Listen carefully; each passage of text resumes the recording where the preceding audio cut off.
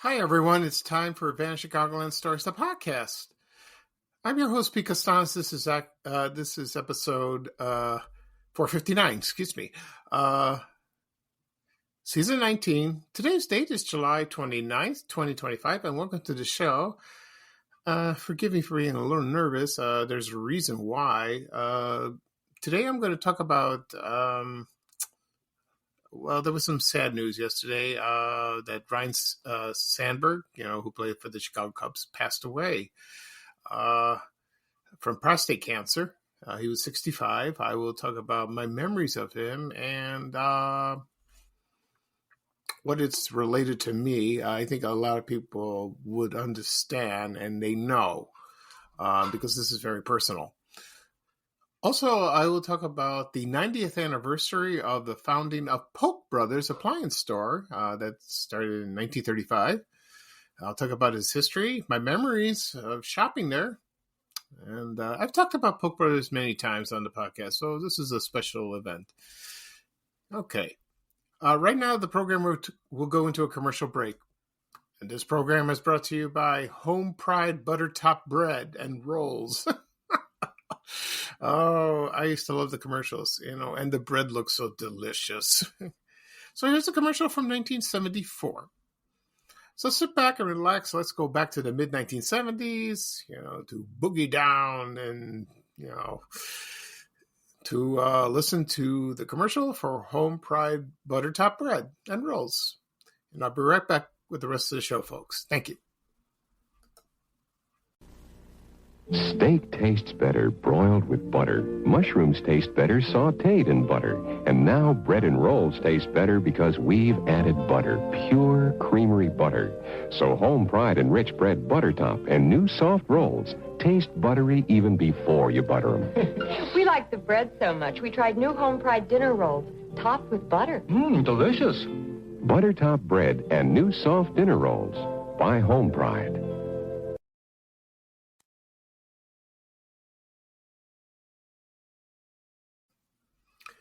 Okay, everyone, I'm back. I hope you enjoyed the commercial for Home Pride Butter Top Bread. If you remember the commercials, you can watch them on YouTube if you like. They showed the loaf of bread and they pour like a stream of butter right on top and they bake it. Oh, that sounds good. There's nothing like bread. There's nothing like bread. It's still made. It's still around. You can buy them at Walmart, Jewel, Target. They sell wherever they sell bread. They did come in wheat. I remember that, and I used to watch those commercials all the time in the 70s. Today people are so health conscious, and they're like, I'm going to gain weight, I'm going to get a belly, and all that stuff. But I am Greek. I love bread. It's in my DNA. I can't help it. My mom still bakes to this day, and she's 90 years old. So there's nothing better than her homemade bread. It is delicious. She learned it from her grandmother, and probably my mom, but her grandmother. She learned that. And I have visited Greece 3 times, and one of my memories was when I went there in 1979. I stayed in my grandmother's house, and they have in the villages. They have places where they bake bread. It's called fourno. That means stove in Greek. And when you pass by it, you cannot escape the smell. It is so captivating. Oh, it's spellbinding, and it smelled so good. And I remember we bought a couple loaves, and we brought them home. I couldn't wait to eat it, but I had to wait because my grandmother had to make dinner. But I couldn't resist. One time they went outside, and I just sneaked in, and I just sliced a piece and went into the bedroom and ate it. Oh, there's nothing like it. The bread in Greece is phenomenal. Oh, that's wonderful. That's a great memory. And I refuse to listen to people to tell me not to stop eating bread. Yeah, I know it's got carbs, it's like fattening, but it's delicious. I mean, how can you survive without it? That's as far as I go. I don't want to go into that. People are silly. Listen, if you want to be healthy, fine. Don't dictate other people. It's not nice. All right. At the beginning of the program, I mentioned I'm going to do a tribute to Ryne Sandberg. He passed away yesterday of prostate cancer. He was 65. I'll talk about my memories of him, when he played for the Chicago Cubs. Also, I'll talk about the 90th anniversary of the founding of Polk Brothers appliance store. Yeah. Before we get started, I'll mention a couple things. Tomorrow, I'm going to see my regular doctor for a checkup. We'll see what he says. After when I was on my desktop last night, and when I saw the news of Ryne Sandberg, I just went, "Oh no!" I know he was sick, but I'll get into more details in a moment. But I had to post a photo, and I did, and social media went crazy. It really did, and people were just not surprised, but they were surprised he passed away, because of his illness like that. So I'll get to that in a moment. Let's see what's going on. Something else this week. Nothing much, So next chemo is August 11th. That's my 6th one. We'll see what happens. I'm praying. Okay, right now I'm going to talk about Ryne Sandberg. I remember him from the 1980s when he played. First, he played for the Philadelphia Phillies, and then he played for the Chicago Cubs. So he was born September 18th, 1959, in Spokane, Washington. His mother was a nurse, and his father was a mortician. Oh, that was interesting. And he was a 3-sport star. So he played football, probably baseball. I don't know what other sport he played. Maybe basketball, I guess. I don't know. Yeah. Can you imagine him playing football today? I can't. No. And then he was recruited by the Philadelphia Phillies, and he only played about a year. That's all. Yeah, just a year like that. And then that was 1981. And then the following year, in 1982, he played for the Chicago Cubs. Excuse me. And he was a second baseman. He was that. And he was a very good player. He was fun to watch. Very fun.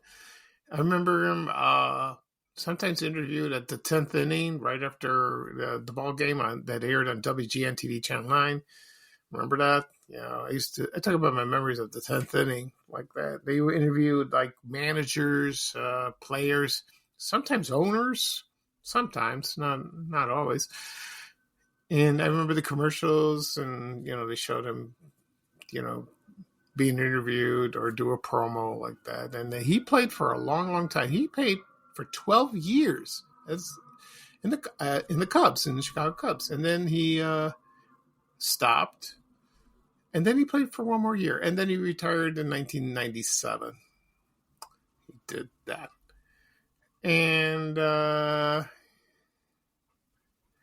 And then there was there was one game. It was called in 1984. It was called the Sandberg game.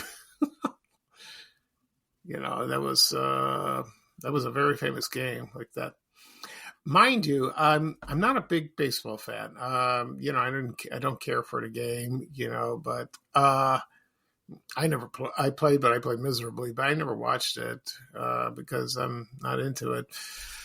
But there's some players who are so extraordinary that you would watch. It's fascinating, and you get excited, which I can understand like that.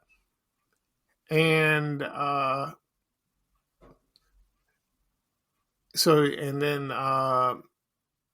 then he retired in 1994, and then he came back in about a couple of years, and then played one more year, and that was it. And then he became a manager, and he was around Chicago. He signed, he was at conventions.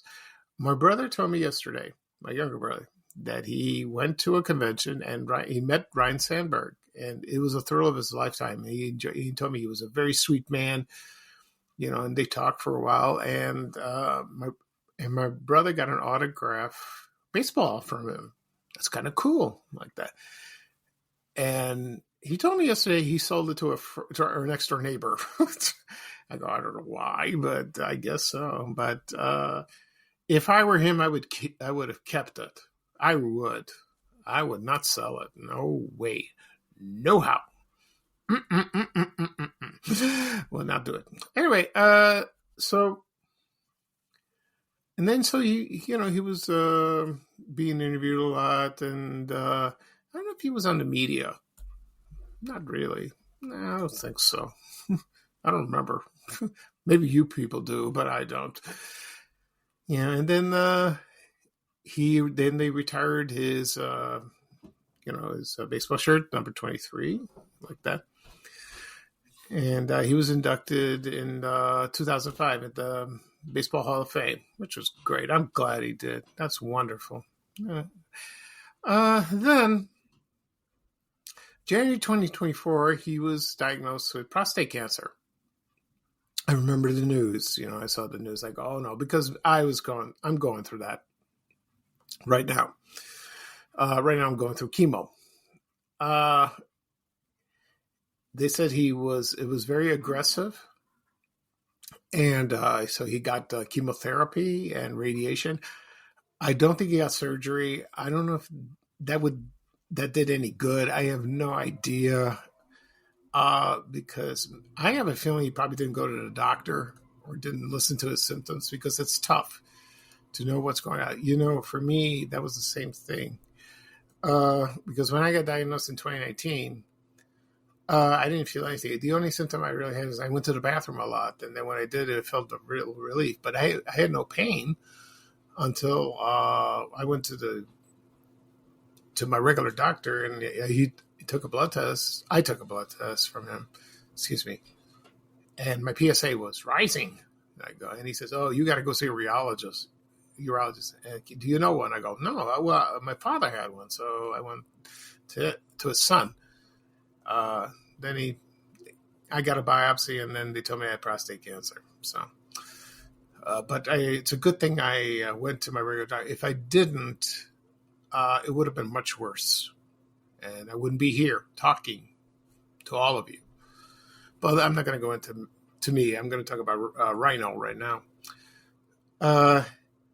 He had the surgery. No, he didn't have the surgery. He had the chemo. And then a few months later, he was cancer-free. Then about 4 months later, I believe that... so he was declared cancer-free in August of 2024. But then in December, it returned and it spread. When he began treatment, it was metastatic. I have that, but mine's not spread as much. It's just around the pelvis. So thank God I had the surgery. But I believe it was spread outside the prostate when he was diagnosed. And then they did the best they could, but it was so aggressive, it returned and it spread. So, and he didn't look too well the last time I saw him. So when I found out about the news yesterday, I had tears in my eyes. I was crying. I cried for about maybe 10 minutes. It was tough. It was very tough. So I feel so sad for him. And I wish I'd met him. I wish I did. And talked to him. I always talk to people like that. So this devastated a lot of fans, and his family. And so they have my deepest condolences. But we won't forget him. No. I won't. He touched everyone's lives. He really did. Young and old.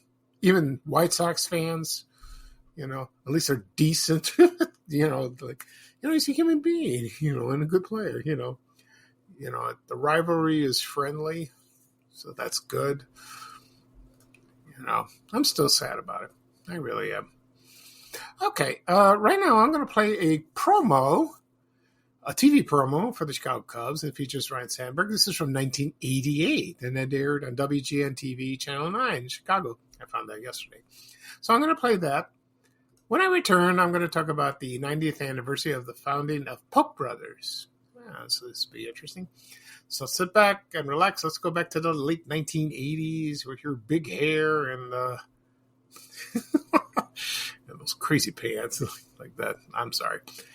For the 1988 Chicago Cubs promo that aired on WGN TV Channel 9 in Chicago featuring Ryne Sandberg. Now I'll be right back with the rest of the show, folks. Thank you. Second base, the Chicago Cubs. From Evers to Beckert, some great ones have played there. These days, second base belongs to Ryne Sandberg. He's already won 5 straight Gold Gloves and the league's Most Valuable Player award. This year, with power at the plate, speed on the bases, and grace in the field, Rhino could finish second to none. Watch the story unfold on Chicago's very own Channel 9, bringing the Cubs home to you for 40 years. Okay, everyone, I'm back. Excuse me. So that was a promo for Ryne Sandberg from 1988. It was the Chicago Cubs promo. They aired on Channel 9 in Chicago, WGN. One last thing I want to mention. A lot of people have inquired, asking about me. And I tell them, yeah, I'm doing all right. I'm doing all right. I'm still here. So they're very concerned. They're scared. I'm scared too. I'm very scared.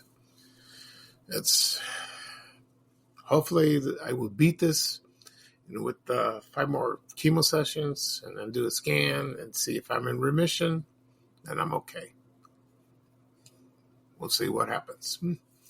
All right. Right now I'm going to talk about Polk Brothers. Who cannot forget Polk Brothers? It was a great store in the Chicagoland area for many, many years. And I can't forget about them. They were part of our lives if you lived in Chicago. Because the store consisted of a lot of things, appliances, furniture, necessary stuff that we need. Do you understand? Well, that's a double nugget, I like to say. So what I'm saying, like, if you needed something in your home, what would you do? You either go to Sears or you go to Polk Brothers. And if it's like a appliance or a TV set, you go there. Yeah. Mostly if you want a washer or dryer, you go to Sears, like Kenmore, which we always did that. But for Polk Brothers, it was either a TV or a radio. What else? Any appliance, then they started selling microwaves, like that. So I'll give you the history of the store right now. And it was founded by a man. His name was Saul Polk. And he was born May 4th, 1917. The real name was Polkovitz. So Saul Polkovitz, and he was born in one of 6 children of their Romanian Jewish immigrant father and their Austrian Jewish immigrant mother. So he was born in Chicago. He worked at the 1933 World's Fair, and then he was a door-to-door salesman. He sold irons, and ironing boards. It reminds me of the Honeymooners episode where Ed Norton lost his job at the store, and excuse me, and then he was selling steam irons.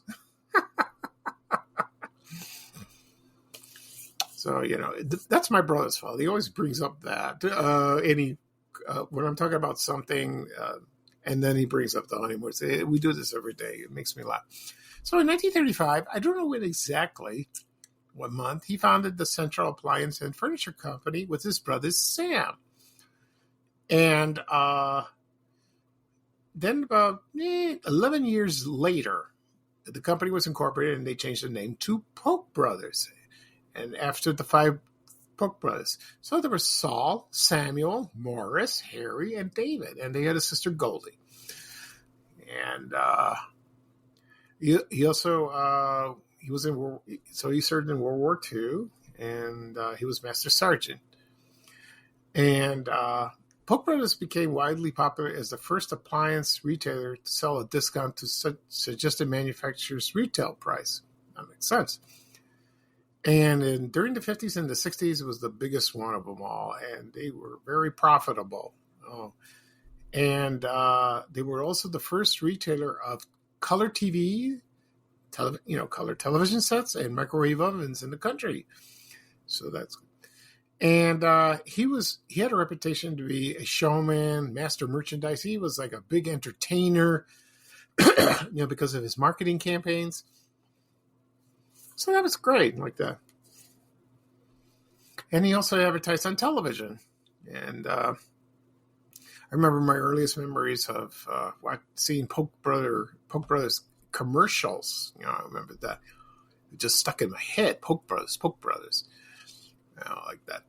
Anyway, the store, I think that was the first one that was opened near Belmont at Central. So then it opened a second store on the south side on 85th Street and South Cottage Grove, and I was there for many, many years, like that. We lived in the South Shore neighborhood, so that was the nearest store by. That's what I would tell you. My mom told me a story that my aunt bought her first vacuum cleaner there.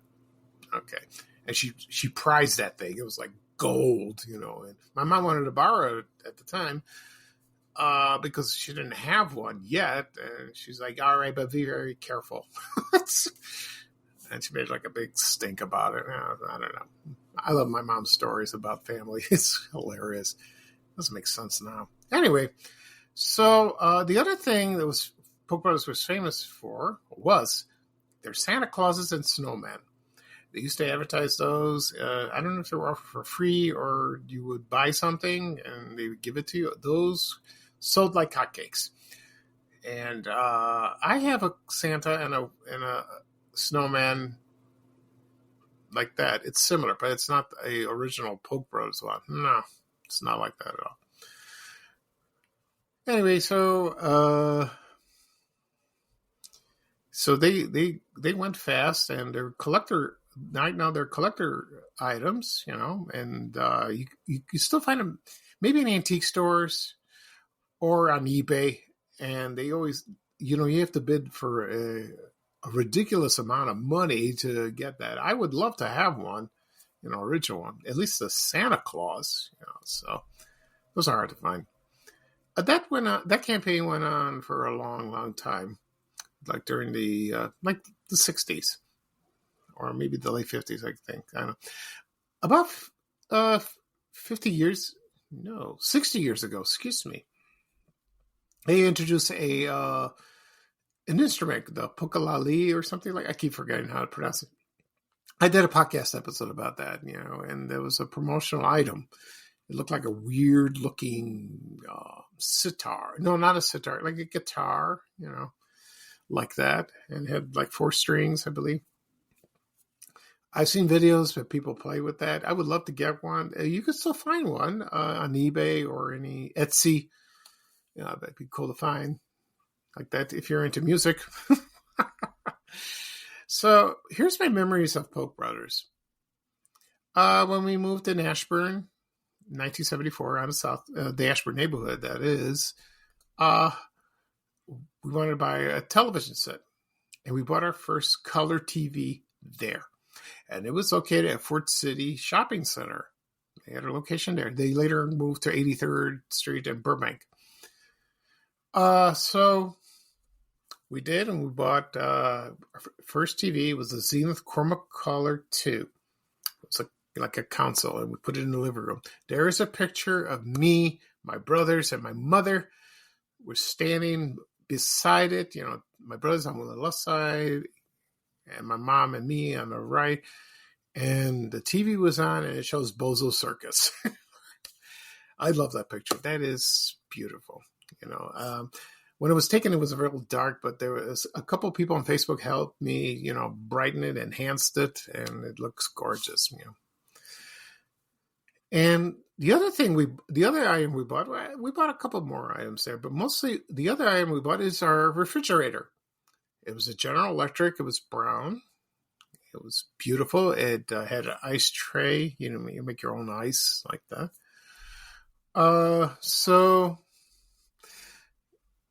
And we've had that until we moved out in 1995, and that thing was durable. It was long lasting, and it was beautiful.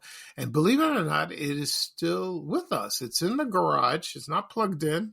It's just there. And my mom uses it for storage. She puts things in there. So the refrigerator's there. And that's something. You know, it was a beautiful refrigerator. And so Polk Brothers, their headquarters was in Melrose Park, I believe.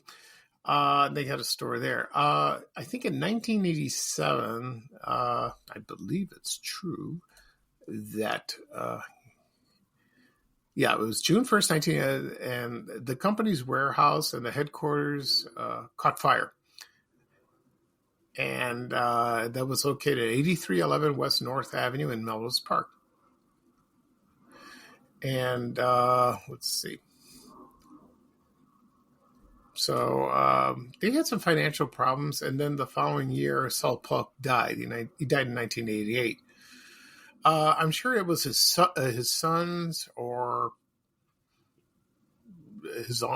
his brothers or their families, kept running it, but they were losing money because of competition.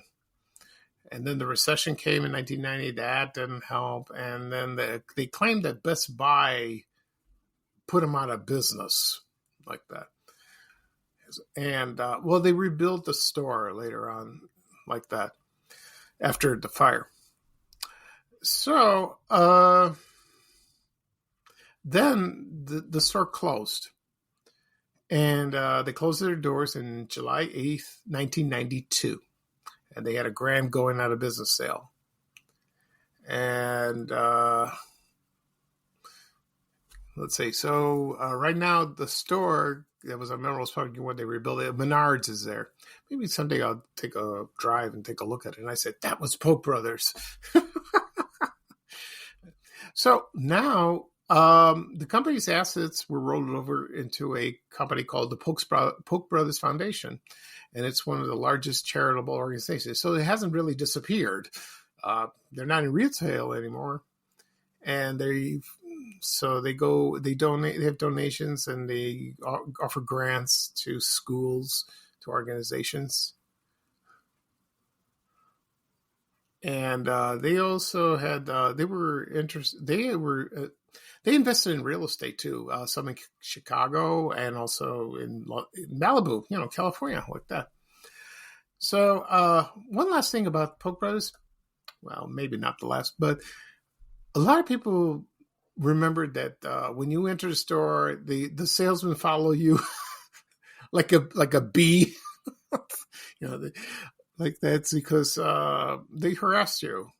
That's what they claim, but I don't remember my parents being harassed by salesmen. Not really. I asked my mom, she goes, no, I don't remember that, but they follow you. But you kindly tell them we're just browsing, or we haven't made up our minds, but they hover around like a bat in the store. That's what they're famous for. But, they were trained that way. The salesmen, that is. They were good salesmen, eager to get a commission like that.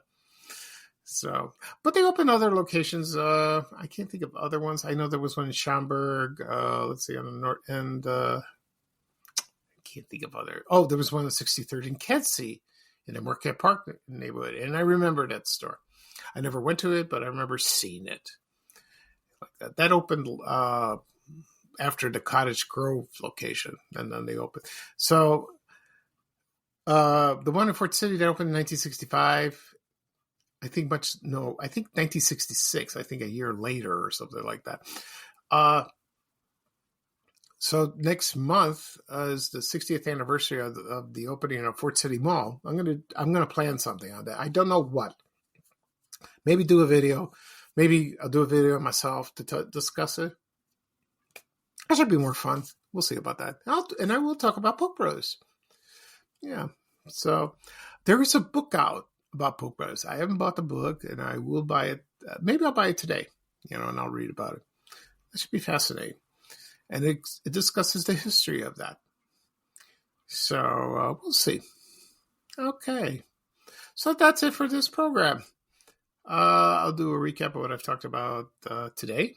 I talked about Chicago Cubs Ryne Sandberg. He just passed away yesterday from prostate cancer at the age of 65. I talked about my memories of him. Also, it's the 90th. I talked about the 90th anniversary of the founding of Polk Brothers Appliance Store in Chicago. This podcast will be published later on today, wherever podcasts are available: Apple Podcasts, Spotify, Amazon Music, Breaker, Overcast, Good Pods, Podbean, iHeartRadio. Any apps you have on your phone there are podcast apps. You can listen to them.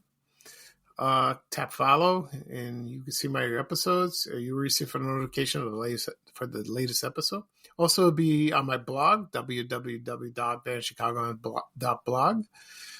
If you sign with your email, you will receive a notification. There are links to the episodes. You can listen anytime, any place. If you have CarPlay in your car, you could download it. Use your iPhone, or listen to Spotify. You can listen to your car. You can listen on your television set or your YouTube. I'll get to YouTube in a second. You can stream it. You can listen to the podcast episodes that are on YouTube. And people still ask me, where do I find your podcast? I want to listen to your podcast? You can listen on YouTube. Do a search, my name, Pico Stanis, or Van Chicagoland Stories. The podcast, you can find it there. Click subscribe. Doesn't cost anything. You can listen to the latest episode. You will receive a notification, and all the episodes are there. Also, be shared on my social media accounts: Facebook, X, LinkedIn, Reddit, Threads, Instagram, TikTok, and Blue Sky. Okay. That was fun. Kind of sad, but it was fun. Okay. So this is Pico Stanis, your host of Van Chicagoland Stories, the podcast. Thank you for joining me. Today's going to be another hot day. Please be careful. Keep cool. And I will probably do another podcast episode this weekend. Yeah. I have something in mind. I was going to talk about something else on this one, but then the news of Ryne Sandberg came up, so I'm going to postpone it for another episode. You'll find out what it is. Okay. So again, this is Pico Stanis, your host of Van Chicagoland Stories, the podcast. Thank you for joining me. So here's bye-bye for me, and here's bye-bye from the wonderful Chicago legend Ray Rayner with a little traveling music saying bye-bye-bye. Take care, everyone, and so long. We have to go. Bye-bye-bye.